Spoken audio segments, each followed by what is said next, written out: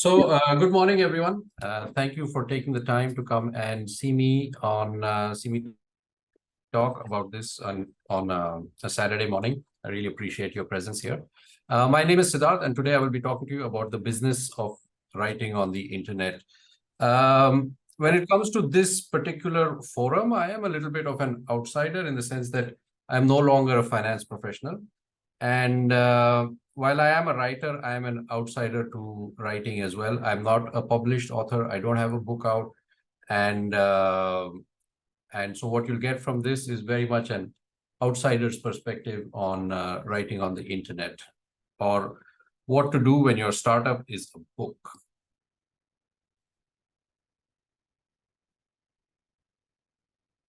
So a little bit about me, Siddharth Sharma. I'm also known as SVS on Twitter and GitHub and other nerdy places.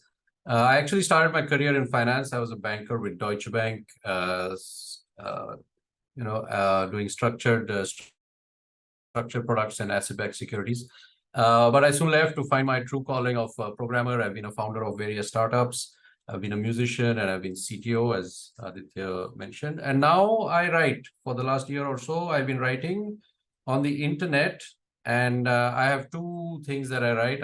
I'm writing a sabbatical handbook, which is essentially the guide to using a career break to rejuvenate, reconnect with your core, and rebuild your career, to break out of professional stagnation and burnout. And I also write an engineering management focused newsletter at engineeringorg.com, right? And now, so I know a little bit about writing, even though I haven't been published by a real publisher. And we all know that writing a book is hard, right? You have to have a domain knowledge. You have to have something to say that people want to hear. You have to have the discipline to sit down and write 300 pages. I'm sure all of you empathize with this point, that once you start and you sit down, it's really hard to keep going until you complete something that is that is publishable. On top of that, not only do you need domain knowledge, you need the writing to be good. Then you need to work with an editor to make it publishable. This is the first time probably many of you get feedback on your work, and then if you're lucky, there's not much to change, but most of the time, it kicks off an entirely new iteration, and you release and hope that the book does well, but most books actually do not, right? So we are here because writing books is hard, and we want to learn how to do it better. So if I told you this, that you could be a published earning author before the week was over, you would probably not believe me. And I don't blame you, because I don't mean next week. I mean this week. That means 36 hours from now. Is it really possible to publish and sell a book in 36 hours? Let's see. Okay. But first, we need a little bit of history. Okay. And since this title is called Writing on the Internet, let's take a brief look at what writing on the internet has come through, right?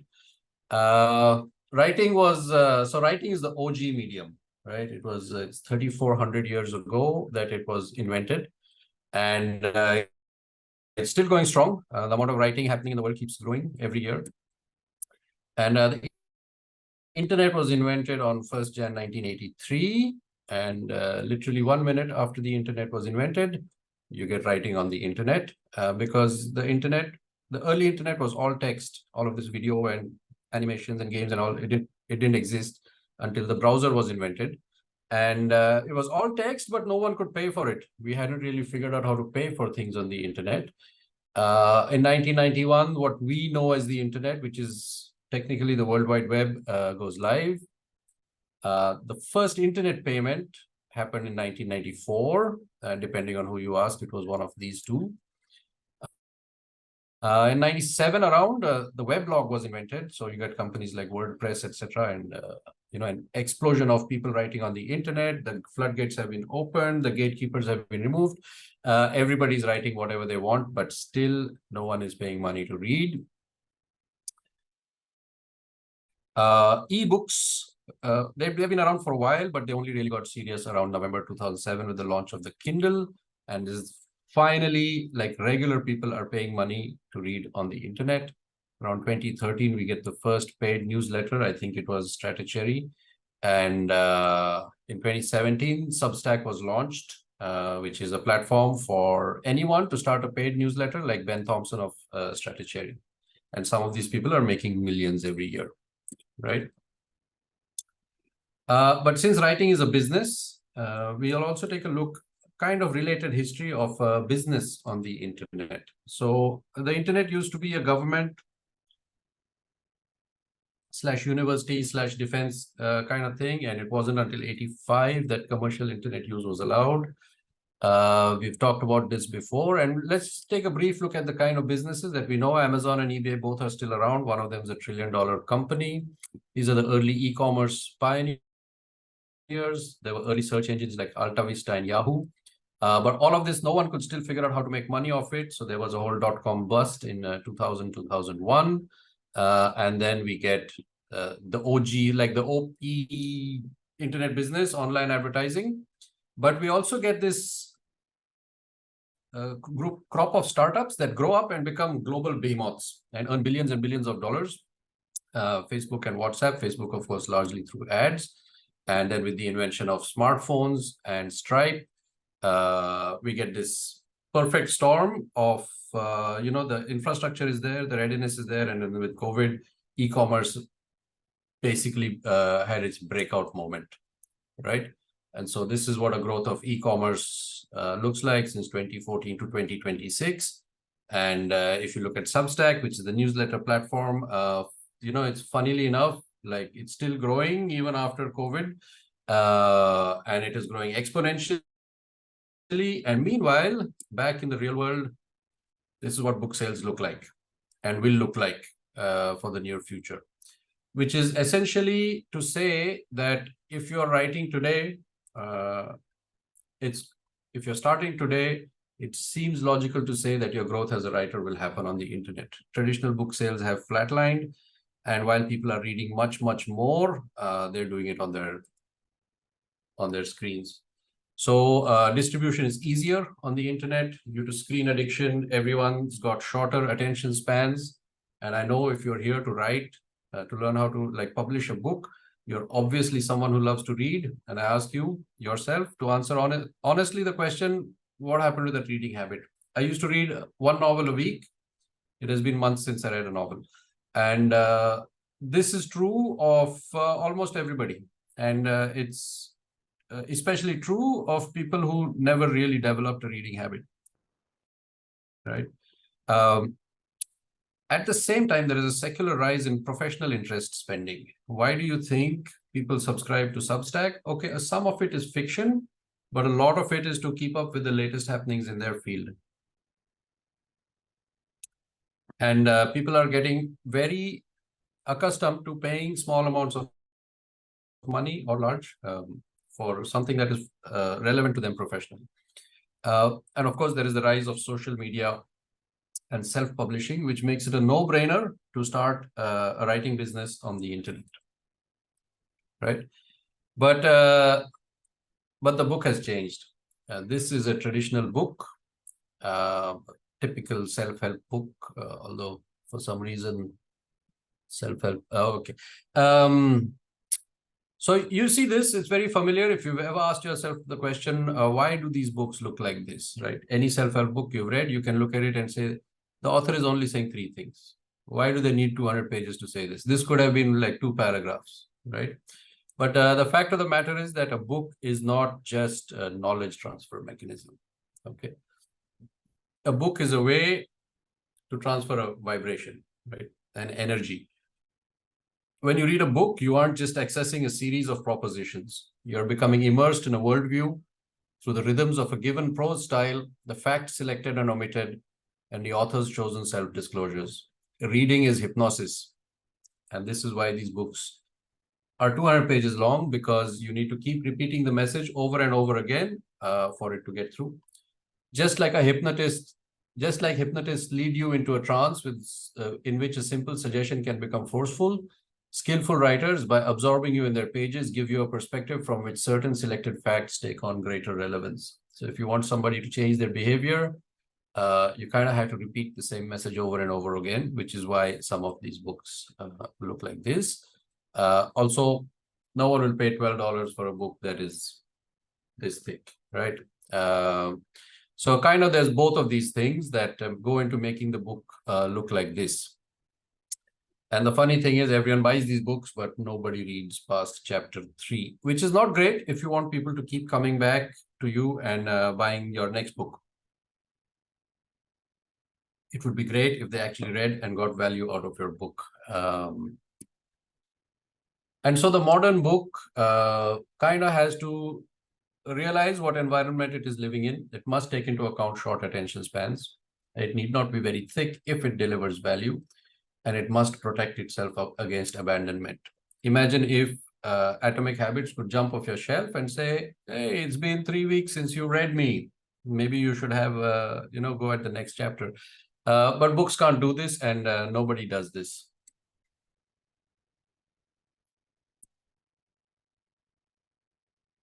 And the modern book can be a small book.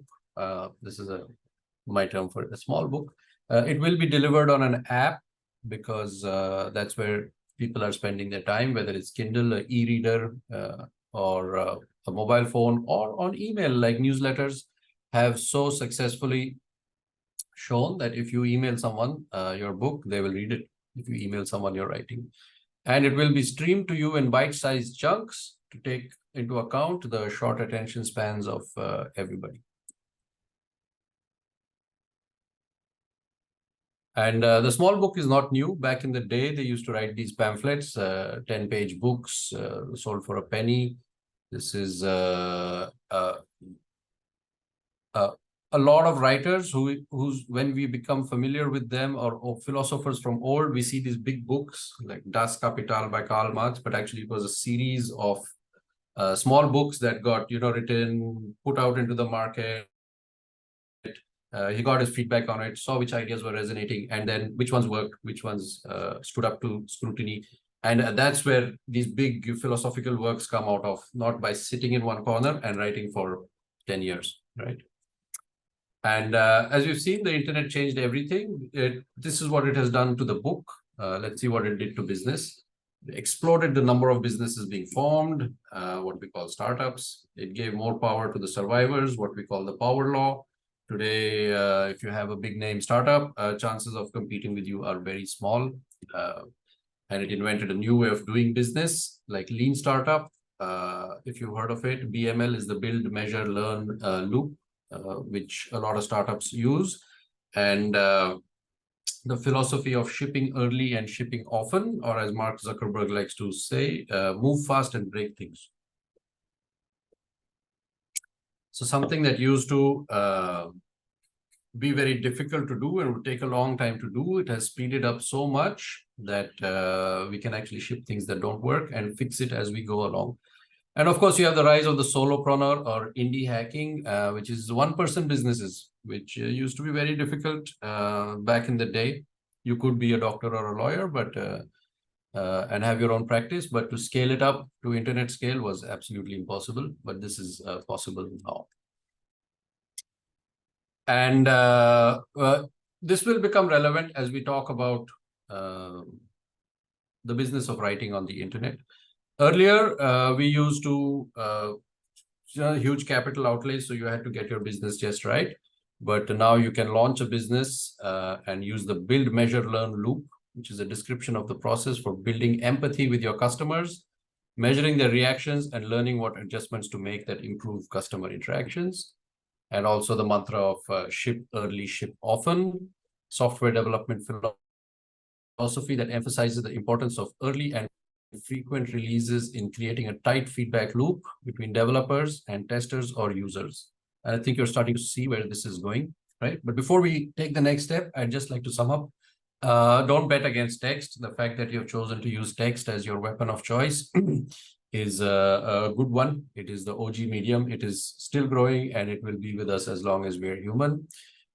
We know that it is now possible to sell your writing on the internet as long as it fits into the lives of your readers, and as long as you understand the way the internet has changed business, right?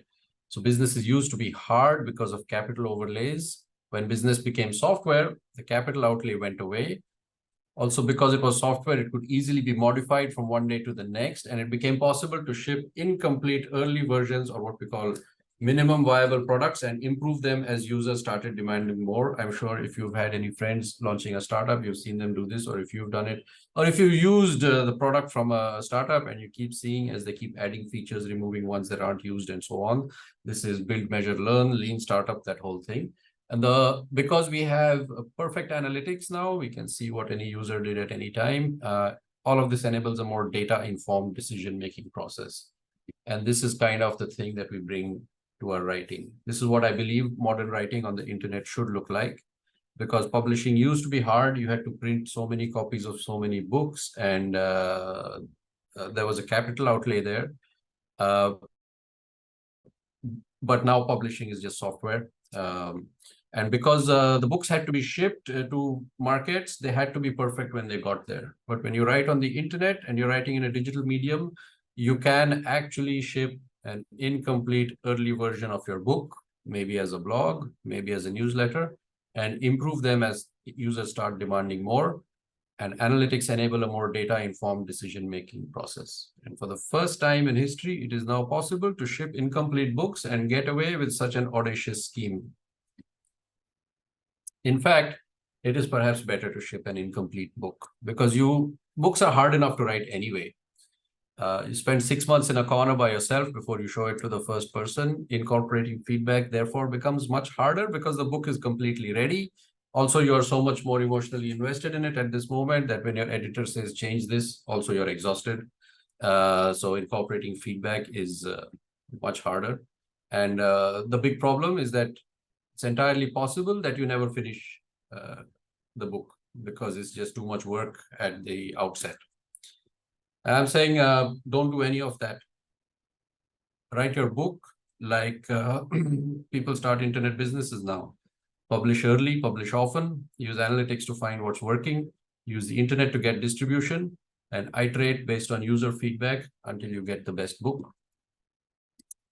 So your options essentially today, the big ones that you have are Substack, Post, and WordPress, which is a kind of catch-all phrase for any blogging software. And this is how I've rated them. The editing tools, they all have decent editing tools. On payment, some are better than others. Substack gets a 5 because in India, it doesn't work at all, getting paid for Substack. None of them actually have any decent collaboration tools. These are kind of the things that you need for writing. You need distribution. Substack gives you great distribution. With the others, I've given 0 because you kind of have to build your own distribution through Twitter, LinkedIn, whatever. Managing and monetizing your audience, okay, they're good, not bad. They actually give you very little support to do your own marketing, except for WordPress, where you can do whatever you want. And on analytics, they are both, all 3 of them are mid. WordPress, I don't know, because there are millions of analytics plugins, and they're also all probably mid, right? So kind of these are your options. But none of them are really very good for you. This is blogging.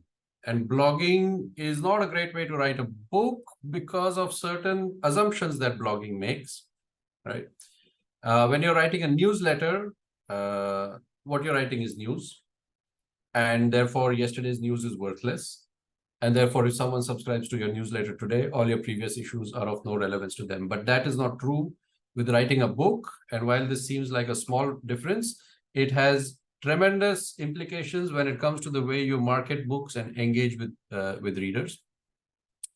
And of course, when you write a newsletter, you have to write it at a frequency, and you kind of, because the users expect it, and therefore the algorithm expects it. And if you want to get distribution out of Substack, you kind of have to keep publishing week on week, whether you have anything to say that week or not. So this is great when you're writing news, but it's terrible for writing a book on. And collaboration is critical. We looked over here that actually none of them have any real support for collaboration. Writing is hard because it is lonely. But what if it wasn't? Imagine instead of writing the book alone in a corner, you wrote it, shared your early drafts, got feedback from your friends, then hired an editor. And all the while you were publishing to an inner circle of early readers and super fans, the people who read even your scribbles on the back of a napkin, your super fans. And imagine if instead of wondering if the book was going to sell, you could actually see it sell, lean startup style. Can you imagine how much energy and motivation that would provide to write your book to a trusted audience? And as it is getting more and more polished, you start shipping it out to the world at large and getting revenue even before the book is complete. And collaboration is critical, therefore, because collaboration provides energy, and yet collaborative writing is completely broken on the internet. This is Rabindranath Tagore, this is Bertrand Russell.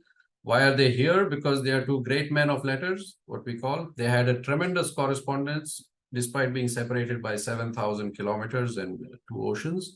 And a lot of those correspondences are still alive today and being compiled into books. And today's great men, where are their correspondences?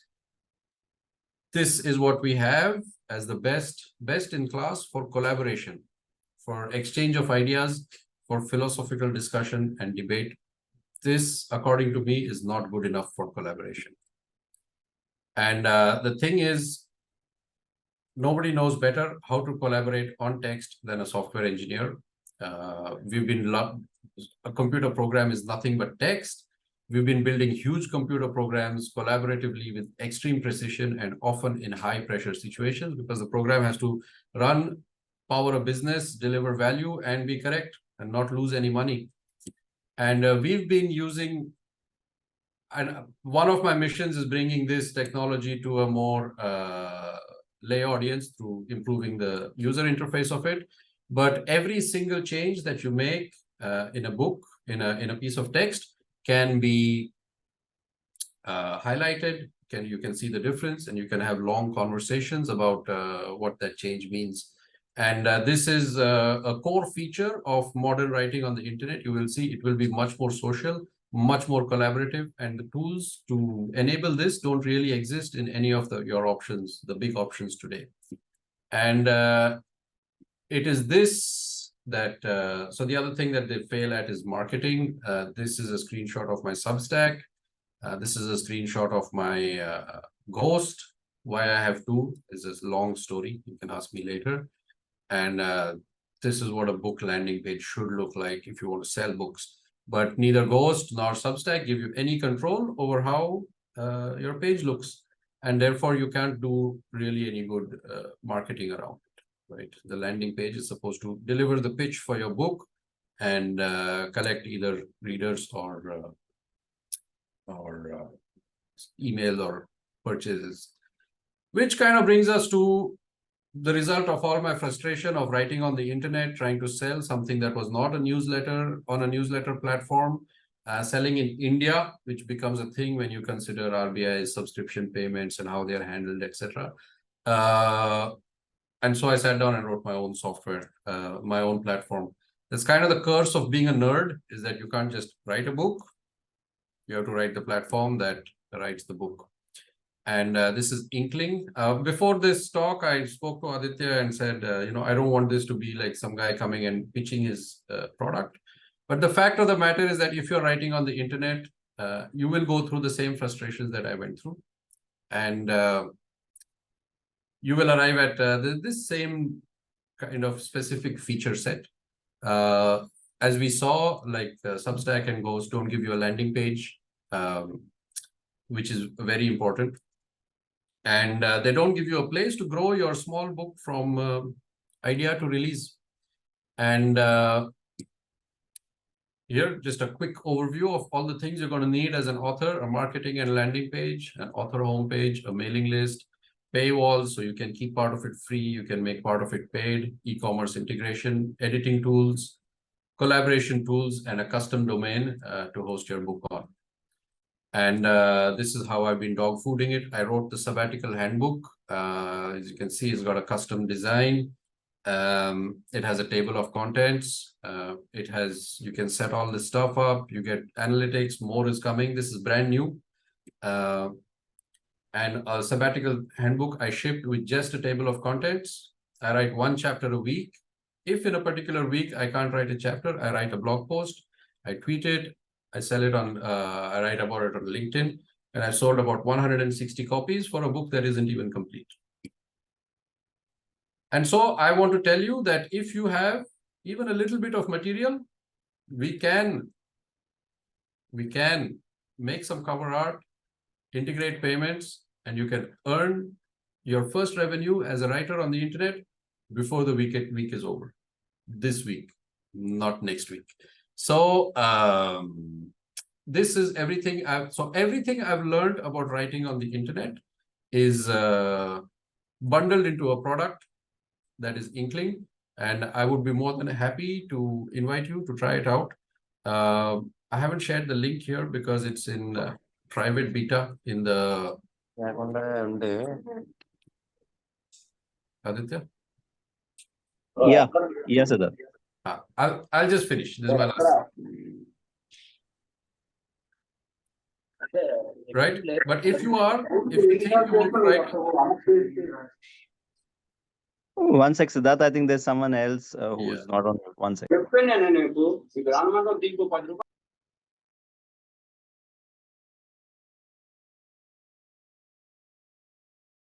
Yeah, Siddharth, unmute yourself. And guys, please keep yourselves on mute and keep your videos off, please. Yeah, Siddharth, over to you. Yes. So I won't share the URL yet because in the spirit of ship early, ship often. Okay, I'll share it. I'm putting it in the chat. But you've been warned that in the spirit of ship early, ship often, you will not have a great time on Inkling right now. Everything functionally works. The user experience needs a lot of work, but you're welcome to come and try. But if you have some material and you would like to ship it and get paid, I'm happy to do it for you this weekend. And that's the end of my talk. I'm happy to take any questions you have about writing on the internet or Inkling. So audience, you can put your questions in the chat window, please.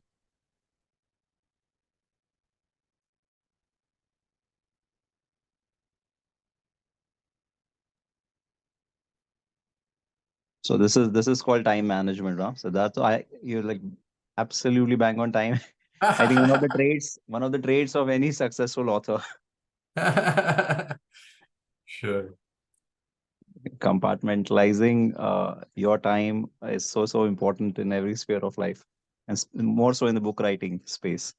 So audience, if you have any questions, please put it on the chat window. Otherwise, we can let Siddharth go and enjoy his Saturday morning. Hi, Aditya, this is Disha here. Rather than posting my question, if I can, just voice it over here. Sure. Yeah, sure. Please go ahead. Hey, thank you so much for this wonderful session. I was not expecting that it's going to be in writing on the internet. I was thinking it's going to be like the traditional writing on the book in the physical method. But my question to you is like, as you say, it's quite quick and easy to go and, sell your books.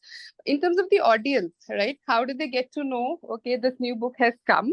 And how do they really evaluate whether I should pay for this or not? Is the content good? Because it's too early to get any customer reviews or anything.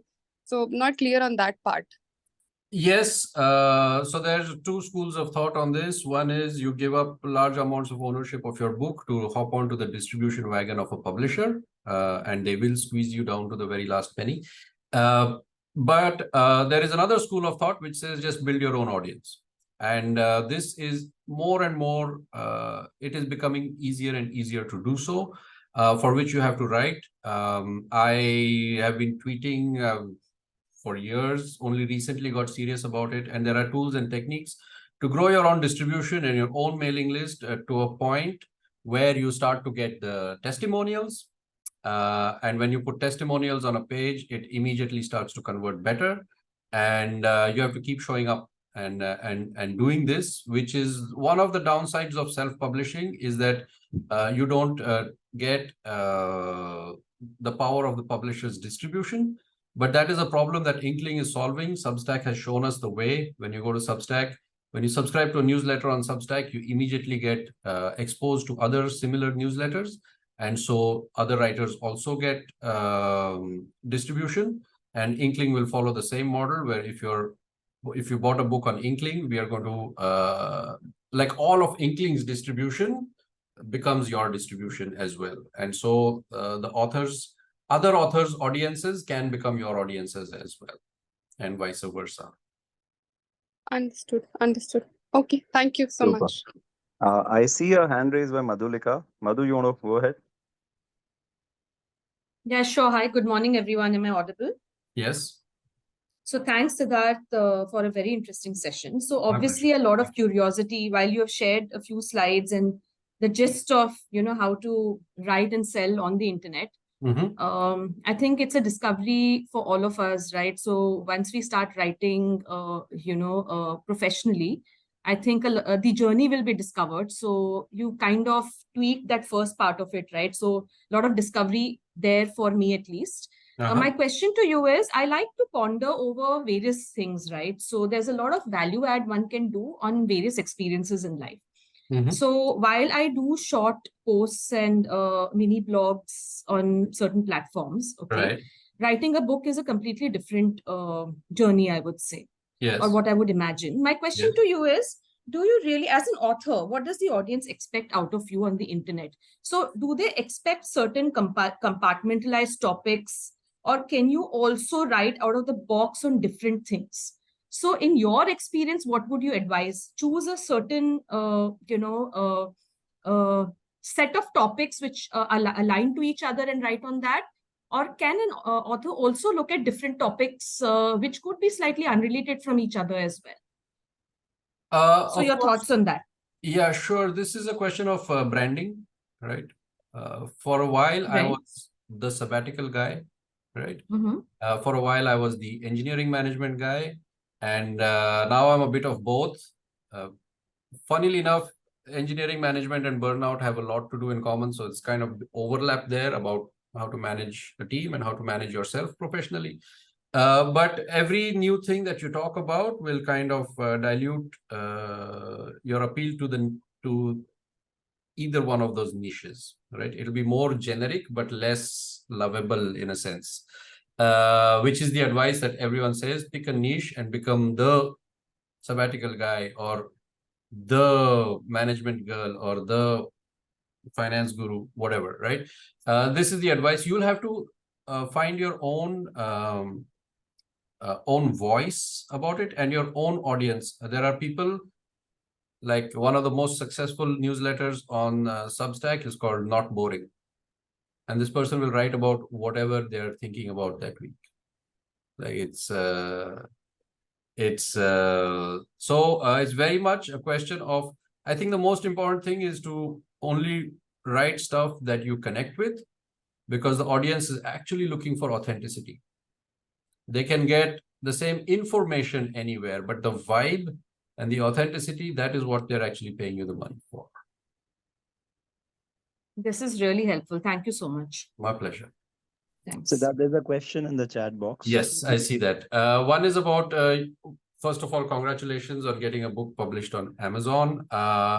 I don't know very much. It's already beyond my pay grade to talk about this, because for Inkling, like the last step is we will publish your book to, we do send to Kindle so that people can read on their readers. And we will also take care of the integration with the backend, and you'll be able to publish your book on Amazon. And for Inkling, at least, that is like the exit strategy. Once your book is on Amazon, it is above anything I have experienced personally. I'm not a marketing professional either. So unfortunately, I won't be able to answer very much what else you can do to market it. But for example, Twitter, there's a guy called Justin Welsh, and he's a solopreneur, and he talks about growing an audience. You can check out justinwelsh.com. He has these things, the content operating system and the LinkedIn operating system, for how to promote yourself, how to grow an audience. So essentially, that's, I think, one viable approach there. And should I be using the blogs like you mentioned, so that people, if they want to read the entire book, they can go online and buy the ebook or paperback? Absolutely. Even Substack is finding that authors who are writing books are also writing a newsletter to cater to their audience. With Inkling, you don't need to do it on 2 platforms. You write your book here, and there's one section called the blog. So if something's not fully formed idea in your head, you can just shoot out one 700-word blog post and keep your audiences engaged and coming back. Remember, every time you write something, they receive an email and they are reminded of you. So definitely it is important to grow your audience across a variety of formats, social media, including blogging, and you should own your email list. This is basically the advice that I would give on this. And I see a raised hand from Disha. Sorry, did I answer your question, Rajesh? Yes, you did. I have one more question. So Disha, before you go ahead, I know it's going very interesting, Siddharth, but our next speaker is joining us from INSEAD, Ankita. So Okay. I will just request all of you to quickly complete all your questions. Of course, later you can connect with Siddharth. So let's try to wind it up in the next couple of minutes, and so that we can move on to Ankita. Sure. Aditya, do Sure. they have my details? Yes, we'll share. Okay. You can of course share here on the chat if you wish, but no, I mean, so we have 2-3 minutes, Siddharth. You can take a couple of questions. Sure. Disha, sorry. Thanks, Aditya. And Siddharth, my question is related to the use of ChatGPT or AI for writing, Yeah. right? Now, there are a Yeah. lot of videos saying you can make a book in like 2 minutes using Yeah. AI. Yeah. What's your take on it? Like, can authors still really make a difference by saying, no, this is my real content, it's not the ChatGPT content? Of Or course. now it is inevitable for an author to actually go and integrate and, maybe improve his or her writing using ChatGPT, and that's what the best thing is. No. ChatGPT will not improve your writing. ChatGPT is a terrible writer, and it will always be a terrible writer because it was trained on a superset or like a huge part of the internet, and the internet is full of average writers. And if you're anything above average, then ChatGPT will actually make your writing worse. And sure. And I don't worry about ChatGPT, even 4, 5, 6, 7, 8, doesn't matter, because of this feature of it, that it's trained on on very average writers. And you can tell it, okay, write like John Steinbeck and write like Hemingway, but the output is not great. And actually, the real thing is people can sense that something was written by ChatGPT and they don't like it. They want your authentic voice in there. And I would say, as a human with an authentic voice, that is becoming more and more valuable, because getting ChatGPT content will be and ChatGPT music. Why do people not pay to watch computers play chess? Right, because what having a machine do it just takes away all of the connection that you feel with that item. And so I would not fear. Yes, you can use ChatGPT to research, although it lies, like, there are no consequences. But my favorite use of AI for writing is that I will hit record. I will transcribe. I will just speak for 30 minutes. I will transcribe it. And then I will send it to ChatGPT, and through a series of very precise prompts, get it to, without changing the content or the meaning of the content, to make it readable, prose-worthy, right? Fix the grammar, punctuation is a simple thing, turn it into paragraphs, fix all of that. And so this is what speeds me up. There's a tool called voicenotes.ai. You go there, you record a voice note, copy the transcript. It also does certain things, but you have to, for me, I found you have to engineer the prompts nicely so that it doesn't change the meaning or summarize what you've said. I don't want a summary of what I've said. I want you to, correct it, correct the grammar and punctuation. So for me, these are the ways that, and I feel that if I sat down and spoke for an hour on sabbaticals, like I would have a book at the end of 2 hours. Understood. Wonderful answer. Thank you so much, Siddharth. Thank you. So one last question, guys. If anyone has, quickly ask, please.